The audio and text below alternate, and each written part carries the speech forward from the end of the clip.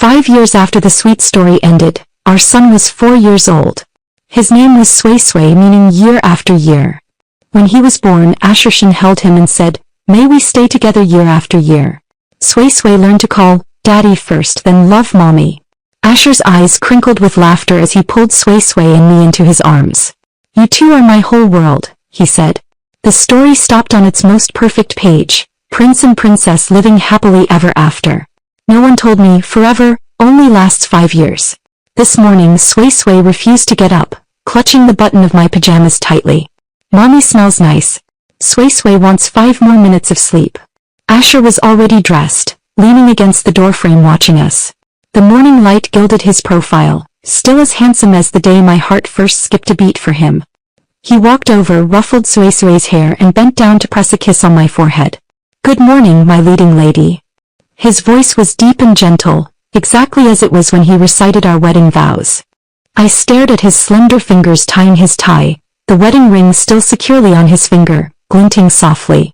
After dropping Sway off at kindergarten, I detoured to the time-honored pastry shop in the west of the city. Asher had casually mentioned last night before bed that he wanted their walnut shortbread. While waiting in line, I ran into our neighbor Mrs. Chin. She took my hand and gushed, "Shawan, you're so lucky. Mr. Shin is not only distinguished but also family-oriented, unlike my husband." I smiled and agreed, but my heart felt like cotton soaked in honey, soft and sweet. Yes, my Ashershin was the model husband in everyone's eyes. So model that even his infidelity was done quietly and gracefully. Finding that message was purely an accident. Sway's toy car had rolled under the sofa. As I knelt to retrieve it, my hand touched Asher's old phone, which he must have dropped there sometime. The phone was dead. After charging it, it turned on automatically, and the moment the screen lit up, a new notification popped up. "Meet at the usual place tomorrow. Miss you." The sender wasn't saved as a contact, just a string of numbers. The profile picture was a blurry sunset, with the silhouette of a girl, her long hair blowing in the wind. At that moment my heart seemed to stop beating. I sat on the sofa staring at the phone for a long time, so long that it was almost time to pick Sway up from school. In the kitchen, Asher's favorite tea was still steeping. On the balcony, his shirt from yesterday hung to dry, neatly ironed by me. There was a faint, unfamiliar scent of perfume on the collar. I thought it was something I'd accidentally picked up in the elevator. Now, putting that scent together with the message, a picture I didn't recognize suddenly took shape. I felt dazed when I went to pick up Sway. He rushed into my arms like a little swallow, holding a clay ring he'd made in craft class. "For Mommy. One for Daddy, one for Mommy." The tiny, lopsided ring was solemnly slipped onto my ring finger, covering the real wedding band. I knelt down to hug him, burying my face in his milky-scented little shoulder. Sway, if... What? I couldn't finish the question. Asher had a dinner engagement and texted to say he'd be home late. After tucking Sway into bed, I sat alone in the living room. The lights were off. Only the fish tank's air pump made a soft humming sound. That old phone lay on the coffee table like a burning coal. In the end I picked it up. The password hadn't changed, it was still Sway's birthday. The chat history was completely deleted except for today's message. But there was a stray photo in the album. Taken half a month ago, during the 3 days Sway and I had spent at my parents' house. In the photo, Asher was wearing the loungewear I'd bought him, standing by the island in our open kitchen, smiling at the camera. The person taking the photo must have been standing right where I usually stood. The caption read, "Wearing the clothes you picked, cooking the dish you taught me. Teacher Shin, have I graduated yet?" I covered my mouth and ran to the bathroom to retch. Nothing came up, only tears pouring down onto the white porcelain sink. I remembered those 3 days. Asher had video called me every day with the living room as the background. He'd said he missed Sway and me, that the house felt empty. Turns out that empty house had long been filled by someone else, filled my kitchen, my living room, my husband. Asher came home at 1 in the morning, reeking of alcohol and that faint perfume I'd smelled on his collar earlier, now much stronger.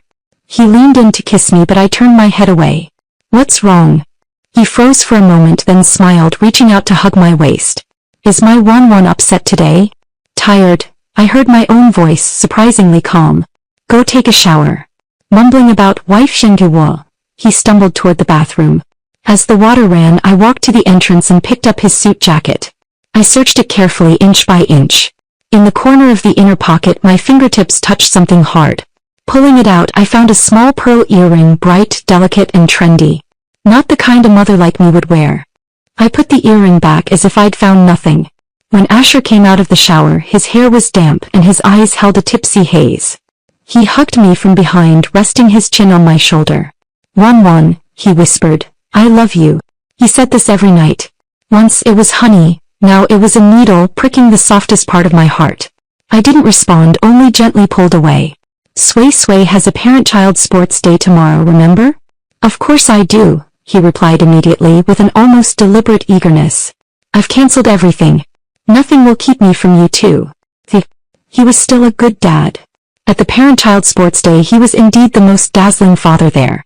Running with Sway in his arms, carrying him to grab colored flags, his shirt sleeves rolled up to his elbows, smiling brighter than the sun. Sway clung to his neck, his little face flushed with pride. "My daddy is the best." I stood by the sidelines clapping and smiling, but my eyes felt a little sour. What a perfect picture. If only I didn't know that yesterday, these hands holding our son might have been around another woman's waist. During the intermission his phone rang. He glanced at the screen, his expression flickering for a moment before he hung up. "Telemarketer," he explained to me, then silenced his phone. Throughout the afternoon, the screen lit up and faded repeatedly in his pocket, like a restless, prying eye. That night Sway was exhausted and fell asleep early. Asher was in the study, saying he had an urgent email to reply to. I brought him a glass of milk. The door was ajar. He was facing away from me, his voice low but loud enough for me to hear. "Stop being naughty. I'm really tired today." "I know. This weekend. I'll try my best this weekend." She's fine, nothing's wrong." "Love you too." I took a step back and the wooden floor creaked softly. The whispers in the study stopped abruptly. Seconds later, Asher opened the door, his face still soft with tenderness but tinged with panic. One, why didn't you make a sound?" "Milk." I held out the glass, my fingertips cold. "Drink it and go to bed early." He took the glass, his eyes searching my face. I looked up and smiled at him just like I had every day for the past 5 years. "Good night, Asher Shin." On the weekend he said the company had an emergency and he had to work overtime. I adjusted his tie and said, "Go ahead, work is important. Sway and I are going to the movies." He sighed with relief, then kissed Sway and me, full of guilt. "Wait for me for dinner. I'll bring back the cake from your favorite shop." The door closed. Holding Sway's hand, I didn't go to the movies. We got into a taxi and told the driver an address, one I'd spotted on a takeout receipt. Accidentally captured in the corner of that kitchen photo on his old phone. It was a high-end apartment complex. The taxi stopped across the street from the complex. Sway asked me, "Mommy, aren't we going to the movies?" "Mommy wants to show Sway a place first." I heard my own voice floating faintly.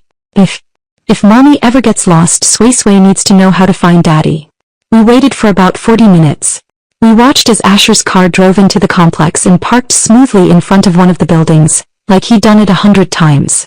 We watched as he got out holding a box of cake from the shop Sway and I loved most.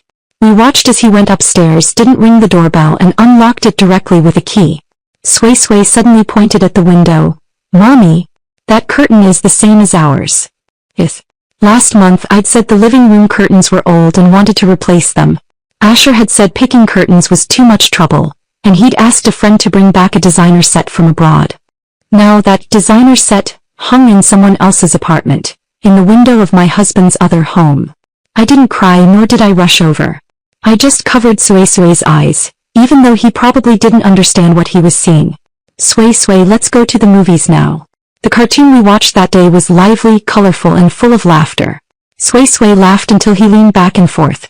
Wearing 3D glasses, I sat in the dark, letting tears soak through the thick lenses. His little hand reached out and squeezed my finger. "Mommy, are you crying?" "No," I sniffled. "The movie is just too bright."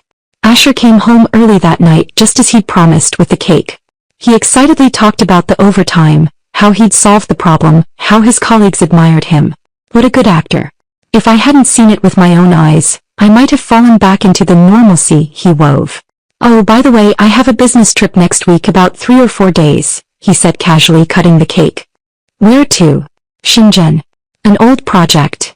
But I clearly saw the corner of a plane ticket stub peeking out of his pocket, the destination printed as Sonia, the place we'd gone for our honeymoon. While he was on his business trip, I sent Sway to stay with my mom. I said I wanted some quiet time to sort through old things. Mom looked at me worriedly. Sharon, did you and Asher have a fight? No, I shook my head. We're fine. I'm just a little tired. Back in the empty house, I could finally stop pretending. I sat on the living room floor and opened the thick wedding album. In the photos we smiled without a care in the world. He had said he would give me a lifetime of fairy tale happiness. I pulled out all the videos of Sway from birth to now, his first rollover, first steps, first time calling daddy and mommy. Asher's voice was always the one behind the camera, recording every moment with love. These once supported my entire world, proof of love, now looked like delicate bubbles ready to burst at the slightest touch. I opened his wardrobe, desk drawers and the backup cloud of his electronic devices. Like a detective, I searched for clues to my husband's betrayal. Turns out when you start to doubt, everything leaves a trace. Those overtime nights, those hurriedly ended calls, that sudden increase in impatience with family life, that growing indifference to everything I carefully prepared, taking it all for granted. It wasn't that the marriage had entered a dull phase. It was that his love and passion had shifted to someone else. The day before he came back, I received an anonymous package. Inside were a stack of photos, Asher and that woman, smiling at each other in a cafe, embracing reluctantly by a car, walking side by side into a hotel. The last one was from yesterday on the beach in Sonia. He was carrying her on his back, running through the sand just like he had carried me back then. On the back of the photos there was a line of delicate handwriting. He doesn't love you anymore. What's the point of clinging to an empty shell? Looking at those words, I suddenly felt absurd and ridiculous. The person who sent these photos thought they could break me. What she didn't know was that the pain of seeing these images was nothing compared to the months of self-doubt and slow torture I endured under the pretense of sweetness. She gave me the final proof and the final release. The day Asher came back, it was drizzling. He brought gifts for Sway and me, a beautiful silk scarf for me, a remote-controlled boat for Sway. He talked about his trip to Shenzhen, complaining about how busy work had been, but he looked refreshed, like he'd been on vacation. Sway threw himself into his arms, acting coquettishly. As he held our son, he looked at me gently. Honey, did you miss me? I was standing by the stove, simmering soup. The steam blurred my vision. I did, I said. I'd figured it out. After dinner, Sway fell asleep. I sat on the sofa and gently pushed the stack of photos in front of him. The smile froze on his face instantly. The color drained from his cheeks, leaving them pale as a ghost. One, let me explain. His voice was dry and trembling. Explain what? I looked at him calmly, surprised by my own composure. Explain why you were wearing the clothes I bought, cooking for another woman in our kitchen? Explain why you used the same hands that held our son at the sports day to hold someone else? Explain why you took her to Sonia, the place we said we'd revisit as a family when Sway was older? He choked up, all excuses stuck in his throat. She's a new intern at the company. She's too young, made a mistake. He rambled. I love you, Sway and this family. Woman, believe me, I'll end it with her right away. He knelt down, grabbed my hand and tears streamed down his face. I can't live without you. Please, Wan, give me another chance. For Sway's sake. Sway again.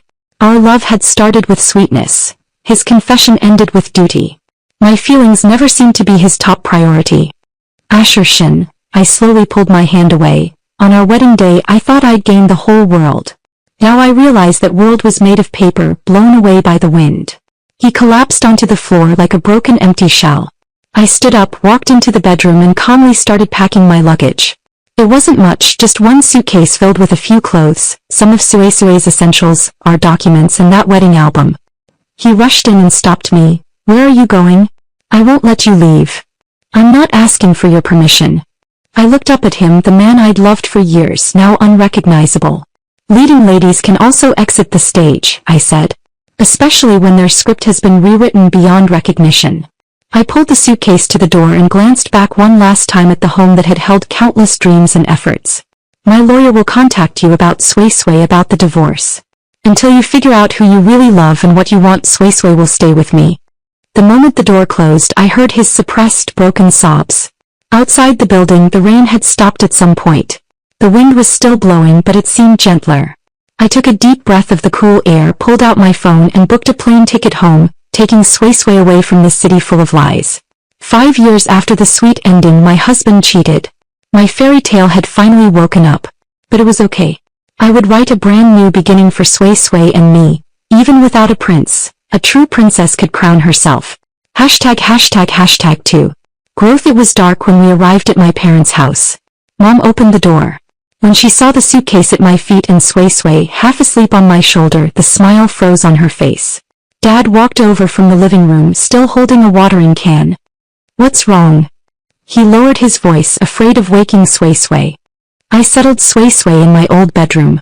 The little guy was exhausted. He rolled over as soon as he hit the bed, hugged my old doll, and fell into a deep sleep. I closed the door gently and walked to the living room. Mom had already poured me a glass of warm water. It was hot in my hands. Dad sat on the rattan chair opposite, his brows furrowed. I opened my mouth, but the words I'd rehearsed 1,000 times felt like stones stuck in my throat. In the end, I just placed the stack of photos gently on the glass coffee table and pushed them forward. The living room was eerily quiet, except for the ticking of the old wall clock. Mom picked up the photos and looked at them one by one. Her hands started to shake and her lips pressed into a pale line. Dad took the photos, glanced at a few, then slammed them down on the table with a dull thud. His chest heaved and the veins on his forehead pulsed with anger. "Bastard!" He squeezed out the word through gritted teeth, his voice suppressing thunderous rage. Mom said nothing. She just stood up, walked over and hugged me tightly. Her embrace smelled of laundry detergent, exactly as I remembered from childhood. This hug made my stiff back slump suddenly. I buried my face in her shoulder and tears finally poured out. It wasn't grievance. It was more like a string that had been stretched too tight, finally finding a safe place to relax. "Divorce," Dad said firmly, one word that settled like roots. "My daughter doesn't deserve to be treated like this. We can raise Sway." Mom patted my back, her voice choked up but unshakable. "As long as you're okay, that's all that matters." At that moment, I knew my safety net wasn't just a room. It was 2 mountains that would always have their doors open and lights on for me. The next day, the lawyer called Asher. I stood on my parents' balcony, watching the newly bloomed roses in the flower bed below, as the lawyer relayed my divorce demands in calm, professional terms. The property division was clear. I would have full custody of Sway and he would have visitation rights. On the other end of the line, Asher's voice came faintly through the lawyer's speakerphone, distorted but still filled with shock and panic. "No, that's impossible. I want to talk to Wan." The lawyer looked at me. I shook my head. "Mr. Shin, my client does not wish to communicate with you directly at this time. All matters will be handled through me. Let her answer the phone." He interrupted, almost yelling. "This is between me and my wife." Wife. The word sounded incredibly ironic now. I took the phone from the lawyer, turned off the speaker and put it to my ear. "Asher Shin." My voice was calm, unfamiliar even to myself. "Wan. Listen to me, I was stupid yesterday, He spoke rapidly, desperate like a drowning man clinging to a lifeline. "What the lawyer said is exactly what I mean," I interrupted. "An amicable divorce would be dignified for both of us." "I don't agree," he said firmly. "I will never get a divorce. Sway needs a complete family. We need to talk." "The one you need to talk to is your intern." I looked at the clouds drifting in the sky. "Asher Shin, my parents have seen the photos too." There was a sharp intake of breath on the other end. "You." He sounded like he'd been choked. "Sign the papers," I said. "Don't wear out the last bit of our affection." Then I hung up the phone and blocked all his contact information. The world went quiet. The boulder that had been weighing on my chest seemed to loosen a little. But he clearly wasn't going to let this peace last. On the evening of the 3rd day, the doorbell rang. Mom looked through the peephole and her face darkened. It was Asher. He stood outside holding large bags of nutritional supplements and toys. His hair was neatly combed, but there was stubble on his chin and dark circles under his eyes. He looked haggard yet sincere. "Dad, Mom, I came to see Wan and Sway." His voice came through the door, humble unlike him. Dad didn't open the door. He said in a deep voice through the door, "Shaoshin, go back. Wan doesn't want to see you right now." "Dad, I just want to say a few words. I want to apologize to Wan and Sway." "Don't call me Dad." Dad's voice suddenly turned harsh. "The grievances my daughter suffered at your hands can't be wiped away with a few apologies. Go back." There was silence outside, followed by heavy footsteps fading into the distance. Sway ran out of the room looking up and asking, Grandpa, was that Dad? Mom quickly knelt down and hugged him. Does Sway Sway miss Dad? Sway Sway nodded, then shook his head looking confused. I do. But Mommy cried. Did Dad do something bad? Children's words are innocent, but they hit the nail on the head. He didn't give up. In the weeks that followed, he appeared in countless guises. Sometimes he'd wait downstairs on weekend mornings with takeout from Sway Sway's favorite zoo-themed breakfast spot, saying he only wanted to see his son. Other times he'd lean against his car in a tailored suit after work, holding a large bouquet of tulips I used to love, his gaze searching for my window. He even passed messages through mutual friends, saying he'd fired the intern, that he was seeing a therapist, that he was utterly miserable without us, that he couldn't live without his family. My parents, who'd initially refused him outright, grew increasingly conflicted as they watched his persistent sincerity and Sway Sway's occasional longing for his father. One night, after tucking Sway Sway into bed, Mom sat beside me and said carefully, Shawan, Mom isn't telling you to forgive him. But I see how tired you are raising Sway Sway alone and starting over at work. If he's truly repented. Mom, I took her rough, calloused yet warm hand. A broken mirror, even glued back together, still shows cracks. I'm tired. I don't want to spend the rest of my life living with that split. Mom looked at me for a long time, then sighed and patted my hand. As long as you're sure. Mom will always be on your side. Dad's attitude was more direct. Once, when Asher lingered downstairs again, Dad went down to talk to him in the twilight. They spoke for a long time. When he came back, Dad's face was livid. He only said to me, that boy has impure motives. He talks about repenting, but every word revolves around his property, his reputation, his fear of having a divorce on his record. Daughter, this divorce must happen. Dad's words settled my heart completely, making it calm yet unyielding. The stalemate dragged on for 2 months. Amicable divorce was impossible. He refused to sign. Finally, on my lawyer's advice, I filed for divorce in court. The day I submitted the paperwork was overcast. As I walked out of the courthouse, I took a deep breath of the cool air. There was no overwhelming sense of relief as I'd imagined, only a steady, grounded resolve. The legal process was lengthy. At the first mediation, he sobbed uncontrollably, talking about how much he missed us and accusing me of being heartless and neglecting our child.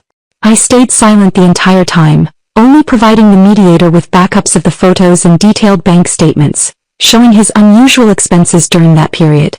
Mediation failed and the case went to trial. During this time, we entered a de facto separation. I stopped paying attention to his comings and goings, his performances. My focus had to shift to what mattered most, supporting myself and Sway Sway. After being a full-time housewife for years, the workplace felt alien. The large gaps in my resume were silent mockery. I left Sway Sway in the care of my retired parents and began frantically sending out resumes, from my original field of journalism and media, to planning, copywriting, even administration. Responses were scarce. Even when I got interviews, most led to nothing. Anxiety crept in like vines in the dead of night. Until that day, while searching for Sway Sway's birth certificate in an old box, I found a hardcover notebook at the bottom. On the title page were the bold, youthful characters of my college days. With iron shoulders bearing justice, with skilled hands writing articles, Journalism Department, Lin Wan. Beneath it was a yellowed newspaper clipping, my first in-depth report published in the school newspaper, an investigation into the living conditions of campus maintenance workers. I remembered how long I'd waited to interview them, how many times I'd revised the draft. As my fingers brushed the printed words, something dormant in my blood suddenly awakened. I deleted my old social media account, which I'd only used to look up recipes and parenting tips. With my real name and a simple professional photo, I created a new one. I started writing again, not trivial daily matters, but observations, reflections, and stories from a calm, grounded perspective. I wrote about the couple at the breakfast stall downstairs who worked tirelessly at 3 a.m., about the elderly flower seller at the subway station and her life adrift in the city, about my observations and reflections on the new educational model at Sway Sway's kindergarten. My perspective was plain, my words simple. I didn't rush for results. It was like planting a tree, watering it a little each day. A turning point came with a long article titled, The Survival of Urban Used Book Markets. Over half a month, I visited the few remaining used bookstores and mobile stalls in the city, listening to the owners and vendors talk about their entanglement with books and the times. The article, accompanied by my own storytelling photos, was posted online. Overnight, it was reposted by several cultural accounts, and the readership skyrocketed. In the comments, many people said it brought back childhood memories, and reminded them of their forgotten reading days. The next day I received a call from an unknown number. It was Chin, the editor-in-chief of an influential online cultural magazine. She said she'd read my article and loved my perspective on life and my calm, powerful writing style. "Ms. Lin, would you be interested in writing for us? Columns or special features? We're looking for authors who can delve into local culture and record urban memories." Sweat formed in my palms. I steadied my voice. "I'd be delighted. Thank you so much for the opportunity." After hanging up, I sat quietly in the empty room for a long time. Then I walked to the mirror and looked at the woman with once dim eyes. I whispered softly, "Welcome back, reporter Lin." The column was called City Notes. One article a week. The pay wasn't generous, but it was enough to let me hold my head high in front of my parents. I picked up my interview notebook and voice recorder again, relearning the editing and writing skills of the new media era. During the day I was an observer and listener wandering the city streets. At night, after tucking Sway Sway into bed, I refined the day's experiences and thoughts into words under the desk lamp. After the first column was published, Editor-in-Chief Chin sent a message. 1-1 The article is excellent, profound and meaningful. Keep it up. 1-1 No longer Mrs. Shin, no longer Sway Sway's mom. I was Lin Wan, a writer. The feeling of being recognized for my own abilities was like rain after a long drought, gradually nourishing my nearly withered sense of self-worth. Opportunities began to come my way. Contributions to the local newspaper's supplement, invitations to be a content consultant for new media companies, and even an editor from a publishing house asking if I'd be interested in compiling the columns into a book. Life was still busy, even busier than before. Balancing work time with Sway Sway and the lengthy divorce case was exhausting. But I felt energized to the core, a strength rooted in my own efforts, no longer dependent on anyone else. The 2 years of separation were like a long, quiet transformation. Asher still visited Sway Sway regularly. Legally, I couldn't stop him. His visits shifted from deliberate performances and attempts to reconcile to a perfunctory routine. Perhaps he'd finally realized that my heart, like fired porcelain, had cooled into hardness. Sway Sway grew up and started primary school. He'd share interesting stories about his time with Dad, and in his essays he'd write, "My mom is a journalist. She's amazing, she writes articles that lots of people read." My world was no longer confined to a kitchen and a home. It had widened again, filled with fresh, slightly stressful words. Story ideas, deadlines, interviewees, reader feedback. These vivid terms made me feel truly alive as Lin Wan. One evening 2 years later, I returned home dusty after finishing an interview on the fate of craftsmen amid Old Town renovations. Downstairs I ran into Asher, who was coincidentally there again. He was thinner than 2 years ago, still dressed elegantly, but the confident glow in his eyes had dimmed considerably. He looked at me, his gaze complex, lingering on the professional recording equipment in my hand and my flushed yet radiant face from walking quickly. "Wan," he said, his tone calm for the first time in a long while, even tinged with a hint of bitterness. "You've changed a lot." I stopped and met his gaze calmly. "Have I?" I smiled, a smile free of resentment or forced ease, just the calm of time-tempered acceptance. "People always change." He opened his mouth as if to say something, but in the end only said, "Sway Sway told me your book is being published. Congratulations." "Thank you," I nodded, my tone polite yet distant.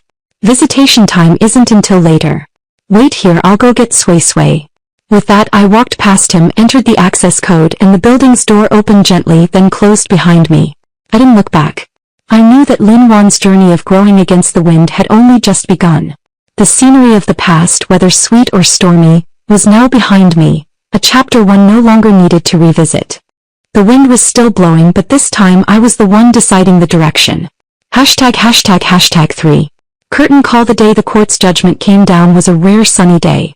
Sunlight streamed through the blinds of the law firm's meeting room, casting alternating stripes of light and shadow on the floor.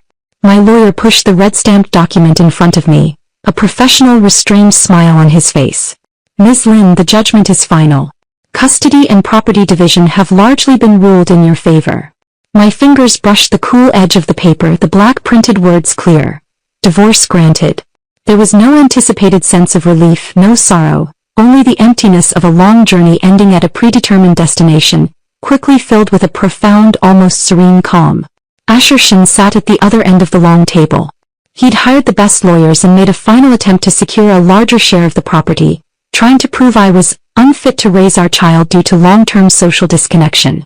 But evidence, facts, and records of me regaining my footing over the past 2 years made his claims pale and futile. His hand trembled slightly as he signed his name. Looking up at me, his gaze was complex, lingering resentment, a hint of embarrassment, and perhaps a flicker of dazed loss he himself refused to acknowledge. We didn't speak. Like two opponents who'd finished a long tug-of-war, the rope suddenly snapped, leaving us retreating to opposite sides with a deep, irreparable chasm between us. Walking out of the courthouse, the sun was harsh.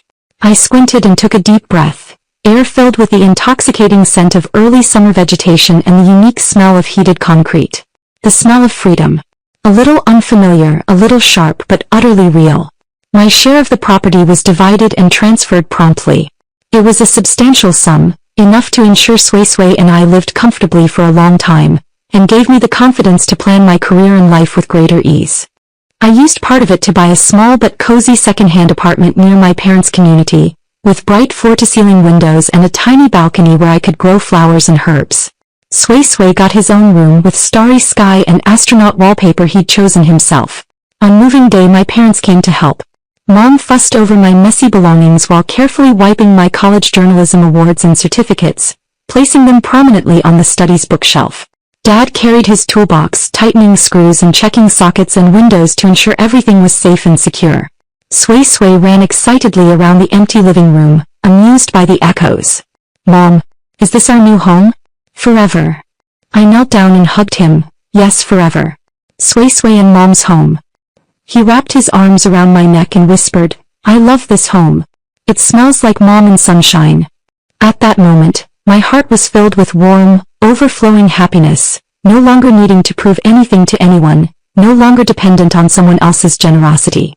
This was a stable nest I'd built with my own hands. Life flowed forward like a finally unblocked river, calm and smooth. My column City Notes was published as a book, and sales exceeded expectations. The publisher planned reprints and book signings. More media platforms sought collaborations, inviting me to write feature articles, and some even asked me to speak as a guest on nonfiction writing. Work remained busy, but I controlled the pace. I learned to decline purely commercial offers that went against my original intentions, devoting more time to in-depth stories I truly cared about and to Sui. On weekends, I took Sui to museums, to suburban parks to identify plants, and to children's concerts. He smiled brightly, had a cheerful personality, and made good friends at school. He occasionally mentioned his dad, like talking about a relative he got along with but didn't see. No intense love or hatred, just simple childlike recountings. Asher paid child support on time and visited regularly. The frequency stabilized at once or twice a month as Sui's schoolwork increased and Asher's own life changed. Sometimes they went to amusement parks. Sometimes they just had a meal. Sui would share stories when he got home, and I listened quietly, no questions, no judgments. Asher and I were like two rivers that once converged violently before separating decisively, each flowing toward different basins. We only maintained a necessary distant intersection when it came to our child. I heard he left his former company to start a business with partners, experiencing ups and downs, never as smooth as before. As for his later story with that intern, I never asked. But from gossip and fragmented hints from a few mutual acquaintances, I could piece together bits and pieces. They hadn't ended it immediately as he'd sworn. On again, off again, they dragged it out for a long time. Passion faded quickly amid real-life frictions and exposed calculations. He might have sought lost youthful excitement and admiration in her, while the innocence and enthusiasm that initially attracted him gradually turned into demands and anxiety. I heard they fought fiercely. She'd bring up the past, calling him heartless, accusing him of using his position to seduce her. He resented her immaturity and growing possessiveness. Their relationship became a mess. Yet whether out of habit, unwillingness, or that twisted, mutually tormenting bond, they never fully separated, nor did they move toward marriage. I thought for someone as proud and selfish as Asher, marriage meant responsibility, restraint, and property entanglement. One divorce had cost him dearly. He could no longer afford a second failure. And that girl, after sacrificing her reputation and youth without gaining the security of marriage, only grew more resentful. A distorted balance built on quicksand. Life moved forward calmly. I published another book, this time an oral history of urban intangible cultural heritage inheritors, which received positive reviews in the industry. Sway Sway entered the 3rd grade, growing tall quickly, starting to look like a young boy. On an ordinary afternoon, I was organizing interview recordings in the study when my phone lit up. A message from an old friend who'd once had business dealings with Asher. The tone was odd, tinged with prying curiosity. "Lin-Wan, how have you been lately?" I heard. "Asher Shin is getting married." My fingers paused. I replied, "Really? Congratulations to him." The friend quickly sent another message. "The bride is interesting. Want to see a photo? Her profile looks almost like you did back then." Reading those words, an absurd feeling swept over me, like watching a shoddy play that somehow fit a certain dark logic. I didn't reply or ask for the photo. Turning off my phone, I continued listening to the elderly craftsman in the headphones, speaking in dialect about selecting the right piece of wood, his voice aged and calm. Some mud is better left unstepped on. Some dramas don't need to be watched. Yet what's meant to happen will happen, often in a more dramatic way. A few days later, I received a call from an unknown number. Answering it, I heard a nurse's calm yet urgent voice asking if I was Asher Shin's emergency contact. She told me Asher had been attacked, suffering severe chemical burns to his face and neck, and was in critical condition. The attacker was detained on the spot. It was that intern who'd lingered in Asher's life for years, now no longer young. I didn't rush to the hospital. Legally, I had no obligation. Emotionally, it felt like hearing a distant social news story, shocking but not deeply affecting. The next day, the police contacted me for a simple inquiry about their past relationship. From the police's fragmented accounts and later gossip, the final, bloody scene of the story unfolded. It turned out Asher really was going to get married to a young, gentle girl from an ordinary family, supposedly met through a blind date. The most ironic part? The girl's appearance and temperament were said to resemble mine in my younger years, especially her profile and the way she smiled with her head bowed. Somehow, this news reached the girl who'd stayed in Asher's life without ever receiving a commitment. It became the final straw that broke the camel's back. Years of waiting, arguing, unwillingness, wasted youth, and the ultimate humiliation of a replacement finally pushed her paranoia over the edge. She'd obtained sulfuric acid. It happened in the underground parking lot of Asher's new company. No violent quarrel, she'd approached him unusually calmly and called his name. At the moment he turned around, perhaps still wearing a hint of impatience, she poured the liquid from the bottle directly over his head. Screams of agony echoed through the garage. When security rushed over, they saw her standing there, watching Asher writhing in pain on the ground, his face unrecognizable, her expression a near maniacal calm, even with a strange smile. She didn't resist when detained. Instead, she looked down at the once handsome man, now horrifically disfigured, and said clearly, "Asher Shin, look. Now, who else would want you besides me?"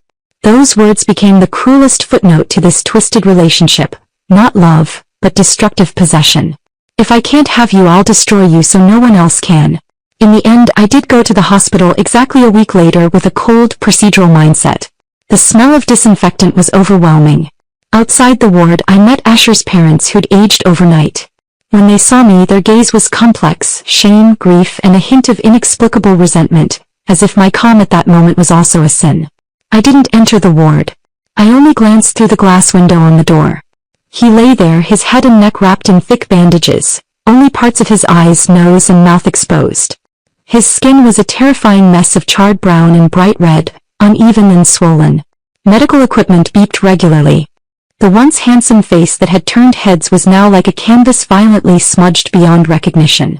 The good looks he'd possessed, relied on, and even used as an asset, along with his life built on false perfection, were completely destroyed. I felt no joy, only a cold sigh. A farce that began with desire and betrayal had ended in such a tragic way, no winners. As I left the hospital, the sun was shining brightly. I walked to the parking lot, opened the car door, and sat inside. I didn't start the engine immediately, just sat quietly for a moment. On my phone, Sway Sway sent a voice message, excitedly saying he'd won first prize for his painting and art class, asking if we could have braised pork ribs for dinner. Listening to my son's clear voice, watching people rushing about their ordinary lives outside the car window, I suddenly realized how precious it was to have such trivial yet real worries and joys. Asher Shin, his world, his tangled love and hatred, his destruction and redemption, none of these had anything to do with me anymore. It was like a book I'd finished reading, one with an unpleasant ending. I could close it gently and place it on the farthest shelf, rarely to be touched again. I replied to Sway Sway, "Okay, Mom will buy ribs. Let's go home." The car pulled out of the hospital and merged into traffic. Sunlight streamed through the windshield, warming the steering wheel. My path lay ahead, flat, broad, and bathed in sunshine.